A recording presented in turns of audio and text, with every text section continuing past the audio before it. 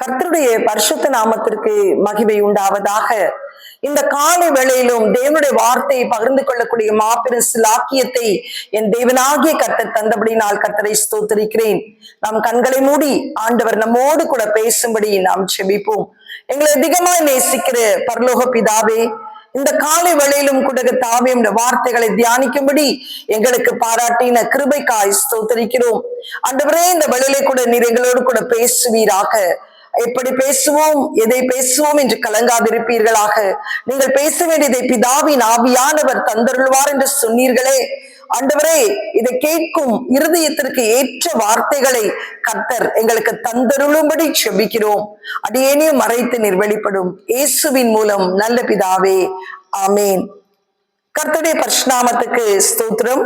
இந்த காலை வேளையிலும் நாம் தியானிக்கிற வேத பகுதி எண்ணாகமம் 10ஆம் அதிகாரம் 9வது வசனம். உங்கள் தேசத்திலே உங்களை துன்பப்படுத்துகிற சத்ருவுக்கு விரோதமாய் யுத்தத்துக்கு போகும்போது பூரிகைகளை பெருந்தொனியாய் முழக்க கடவீர்கள். அப்பொழுது உங்கள் தேவனாகிய கர்த்தருடைய சமூகத்திலே நீங்கள் நினைவு கூறப்பட்டு உங்கள் பகைஞருக்கு நீங்களாக்கி ரட்சிக்கப்படுவீர்கள்.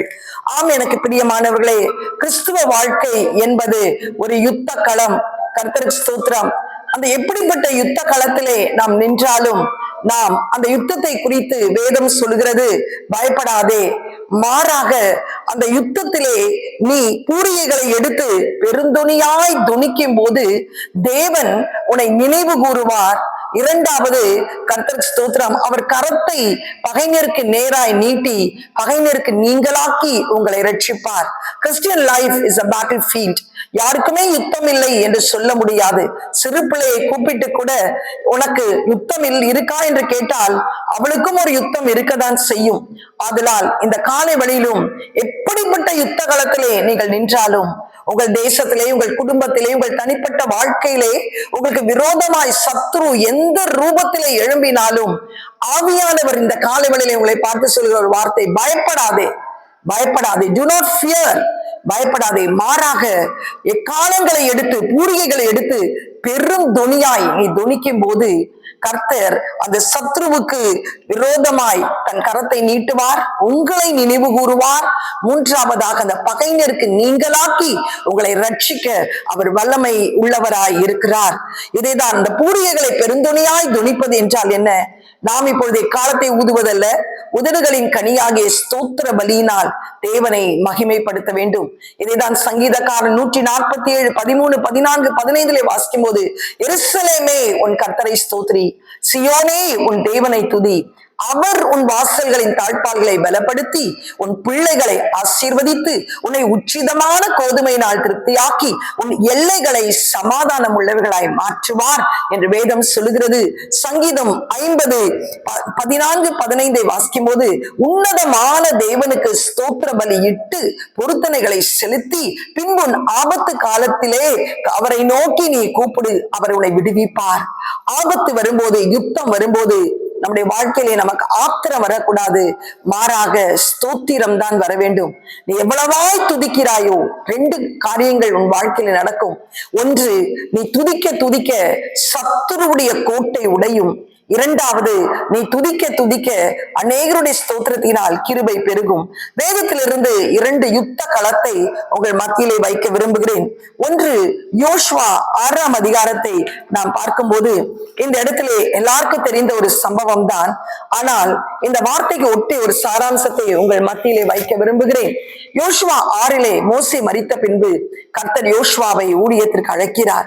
யோசுவாவை அழைக்கும் போது ஆண்டவர் சொல்லுகிறார், நான் உன்னை விட்டு விலகுவதும் இல்லை, உன்னை கைவிடுவதும் இல்லை, மோசையோடு இருந்தது போல் உன்னோடு நான் கூட இருப்பேன், பலங்கொண்டு திடமனதாயிரு, திகையாதே, கலங்காதே என்று சொல்லி ஊழியத்திற்கு அழைக்கிறார். அழைத்த யோசுவா குதூகல கொண்டாட்டத்தோடு கடந்து வருகிறார்.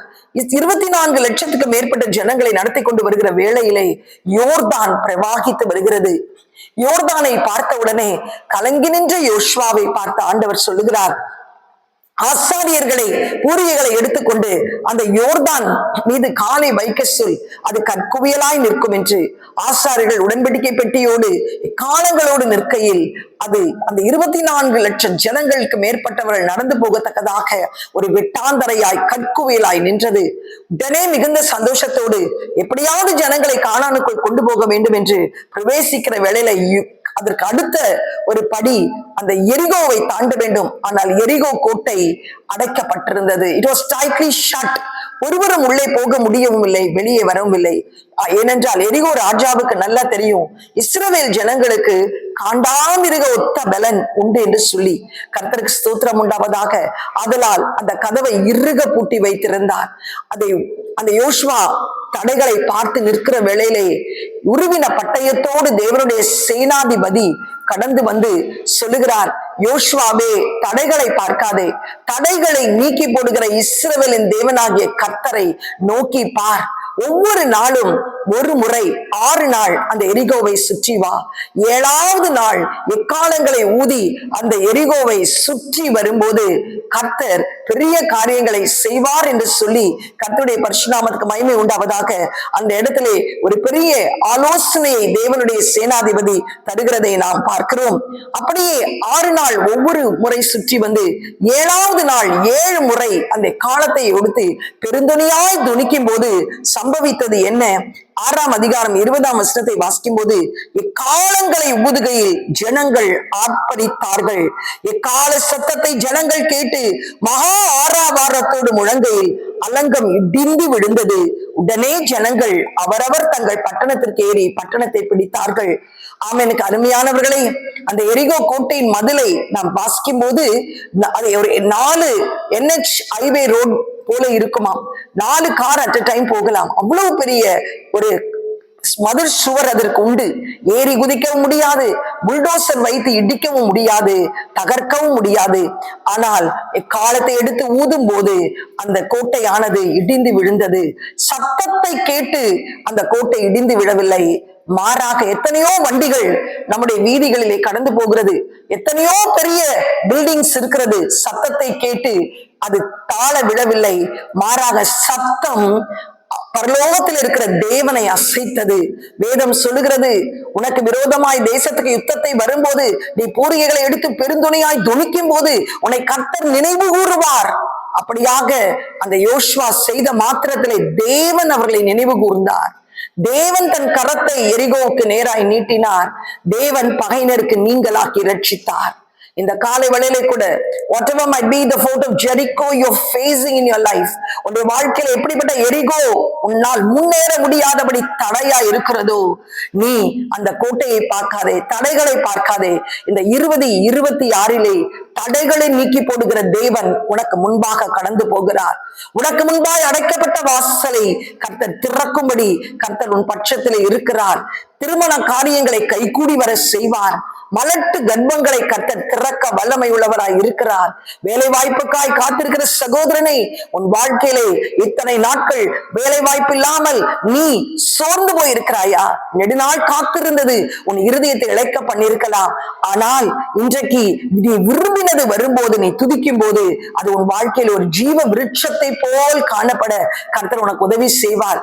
கோர்ட் கேஸ்லே, பல சொத்து விவகாரத்திலே நீ தவித்துக் கொண்டிருக்கிறாயா? எந்த சூழ்நிலையில இருந்தாலும், எப்படிப்பட்ட எரிகோ உன் குடும்பத்திலே காணப்பட்டாலும், வியாதி படுக்கையிலே நீ காணப்படுகிறாயா? வேதனைகளும் சஞ்சலங்களும் உன் வாழ்க்கையை சூழ்ந்து கொண்டிருக்கிறதா? கடன் பிரச்சனையிலே நீ காணப்படுகிறாயா? கலங்காதே. உருவின பட்டயத்தோடு தேவனுடைய சேனாதிபதி இன்றைக்கு உன்னோடு கூட பேசுகிறார். ஸ்தோத்திர பலிகளை நீ ஏறிடு, துதிக்க ஆரம்பி, ஆராதிக்க ஆரம்பி. தேவன் உன் வாழ்க்கையிலே அடைக்கப்பட்ட எல்லா காரியங்களையும் இந்த 2026 திறந்து இதிலும் பெரிதானவைகளை நீ காணும்படி கர்த்தர் உனக்கு அனுக்கிரகம் செய்வார். கர்த்தருடைய நாமம் மகிமை பெறுவதாக. யோசுவாவை கடாட்சித்தருளின தேவன் இந்த காலைவெளியிலே உன்னுடைய சிறையிருப்புக்கும் சியோனில் இருந்து ஒரு ரட்சிப்பை கட்டளையிட்டு, தெற்கத்தின் வெள்ளங்களை திருப்புவது போல் அந்த சிறையிருப்பை திருப்பி உன் கண்களுக்கு அதை சொப்பனம் காண்கிறது போலும் உன் வாய் நகைப்பினாலும் சந்தோஷிப்பிக்கும். உன்னை சூழ இருக்கிற ஜனங்கள் உன்னை பார்த்து சொல்வார்கள், கர்த்தர் மெய்யாகவே உன்னோடு கூட இருக்கிறார். நீ கண்ணீரோடு விதைத்ததை இந்த ஆண்டு நீ கெம்பீரத்தோடு அறுக்கத்தக்கதாக தேவனுடைய அனுக்கிரக கரம் உன்னோடு கூட இருப்பதை நீ காண்பாய். கண்களை மூடி ஜெபிக்கலாமா? எங்களை அதிகமாய் நேசிக்கிற நல்ல தகப்பனே, இந்த காலை வேளைக்காய் உம்மை நன்றியோடு ஸ்தோத்தரிக்கிறோம் அப்பா. எப்படிப்பட்ட யுத்த களத்திலே நாங்கள் இருந்தாலும், எங்கள் தேசத்திலே எங்களுக்கு விரோதமாய், எங்கள் குடும்பத்திற்கு விரோதமாய், எங்கள் ஆவிக்குரிய ஜீவியத்திற்கு விரோதமாய், எங்கள் வேலைக்கு விரோதமாய் நாங்கள் கையிட்டு செய்கிற பிரயாசங்களை நாங்கள் அனுபவிக்க முடியாதபடிக்கு ராஜா தடைகள் காணப்பட்டாலும், இந்த காலை வேளையிலே தடைகளை நீக்கி போடுகிற இஸ்ரவேலின் தேவனாகிய கர்த்தர் எங்களுக்கு முன்பாய் கடந்து போய் கர்த்தாவே எல்லா தடைகளை உடைத்தெறிந்து சுவாமி ஏசப்பா ஆண்டவரே அப்பா, எல்லா எரிகோக்கள் விழுத்தப்பட்ட ஆண்டவரே அப்பா வாசல்கள் திறக்கப்படுவதற்காய் உமக்கு ஸ்தோத்திரம், உமக்கு ஸ்தோத்திரம் ஆண்டவரே. நாங்கள் உம்மை துதிக்கும் போது நீர் எங்களை நினைவு கூறுகிற தேவனா இருக்கிறீரப்பா. எங்கள் தடைகளுக்கு நேராய் உங்கள் கரத்தை நீட்டுகிற தேவனா இருக்கிறீரப்பா. அந்த சத்துருடைய பிடியிலிருந்து எங்களை விடுவிக்கிற தேவனா இருக்கிறீர் சுவாமி ஏசப்பா. அந்த காலை வேளையிலே இன்னும் எனக்கு வேலை கிடைக்கவில்லையே, திருமணம் கைகூடவில்லையே, பலட்டு கர்ப்பமாய் இருக்கிறேனே, கர்ப்பம் தரிக்கவில்லையே, காத்திருக்கிறேனே, என் கடன் பிரச்சனை எனக்கு ஒரு விடுதலை இல்லையே, என் வியாதியிலிருந்து எனக்கு ஒரு விடுதலை இல்லையே, என் குடும்பத்தில் ஒரு சமாதானம் இல்லையே, என் வேலை செய்யும் ஸ்தலத்திலே நான் நஷ்டத்தை அனுபவித்துக் கொண்டிருக்கிறேனே, இந்த கோர்ட் வழக்கிலிருந்து எனக்கு எப்பொழுது ஒரு ஜெயம், இந்த நில பிரச்சனையிலிருந்து எப்பொழுது எனக்கு ஒரு ஜெயம் கிடைக்கும் என்று சொல்லி வியாகுலத்தோடு வேதனையோடு இந்த 2026 எனக்கு ஒரு விடுதலை இருக்குமா என்று சொல்லி அங்கலாய்த்து பார்த்து கொண்டிருக்கிற ஆத்துமாவுக்கு நீ பேசுகிற ஒரு வார்த்தை அப்பா ஆண்டவரே, இந்த வருஷம் இதிலும் பெரிதானவைகளை நீங்கள் காண்பீர்கள். தடைகள் உடைக்கப்படும் அப்பா ஆண்டவர், நீர் நினைவு கூறுவீர், உம்முடைய கரம் நீட்டப்படும், பகையினருக்கு நீங்களாக்கி ரட்சிப்பீர் சுவாமி ஆண்டவரே. ஒவ்வொரு பிள்ளைகளையும் பிதா குமாரன் பரிசுத்தாவின் திரியேக நாமத்தினாலே ஆசீர்வதிக்கிறேன். உம்முடைய ஆசீர்வாதம், உம்முடைய கிருபை, உம்முடைய காருண்யம், உம்முடைய மகிமை, உம்முடைய அபிஷேகம், உம்முடைய வல்லமை நிறைவாய் ஒவ்வொரு குடும்பத்துக்குள்ளே இப்பொழுது இறங்கி வருவதாக அப்பா, இறங்கி வருவதாக ஆண்டவரே. எல்லா தடைகளை தகர்த்தெடுகிற தேவனுடைய வல்லமையினாலும் ரத்தத்தினாலும் ஜெபிக்கிறேன் சுவாமி ஆண்டவரே. கர்த்தாவே இயேசுவின் நாமத்தினாலே ஆசீர்வாதத்தை சுதந்தரிக்கிறோம்.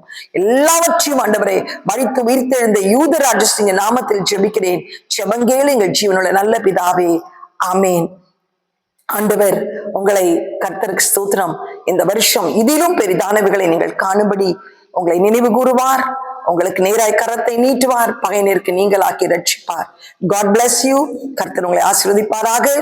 இதை ஒரு ஆண்டவருடைய ஒரு ஊழியமா இதை செய்கிறேன். அதனால் இதை கேட்கிறவர்கள் இதை சப்ஸ்கிரைப் பண்ணி மற்றவர்களுக்கு ஷேர் பண்ணி இந்த ஊழியத்தை எங்களோடு இணைந்து நீங்கள் செய்யும்படி, அதனுடைய ஆசீர்வாதத்தை சுதந்திரிக்கும்படி தாழ்மையோடு வேண்டிக் கொள்கிறேன். God bless you. Have a blessed day. Amen.